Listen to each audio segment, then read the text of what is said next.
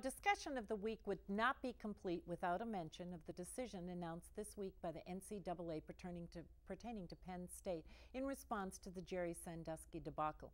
The statue of Joe Paterno is gone, along with over a decade of his wins, and the Nittany Lions will not be a part of the bowl games for the next few years, in addition to a $60 million fine. Jim, is there any lesson that's been learned from this Penn State nightmare as it relates to UMD or any other athletic programs? They can't put athletes on a pedestal, and that's been a problem. They treat them differently.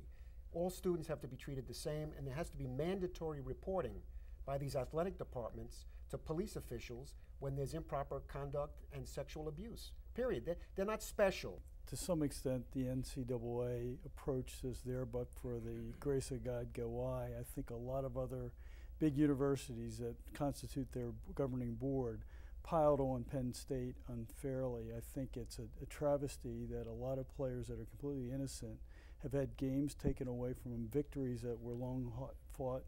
You have a whole generation of young students that happen to be athletes that now have their careers disrupted, and you have the taxpayers of Pennsylvania and all the parents that pay for their kids that are non-athletes are suddenly going to have tuition going up. Are adults going to start listening to children, and are predators, should they be on notice that the law is going to come and get them?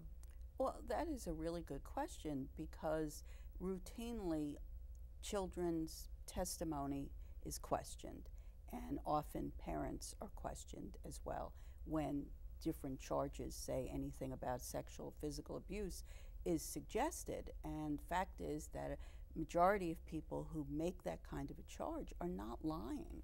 And even if there's some component of the charge that's exaggerated, the fact is there's usually truth in what's being suggested by both the child and by the parents. When there's an authority figure and an authority figure is accused, I think all of us in society need to have much more sensitivity to realizing that if a child or even a parent of a child is going to start accusing a major authority figure, and this goes for the churches, it goes for figures like Sandusky, I think we all have to sort of step back really quickly and say, wait a minute, this is a serious accusation.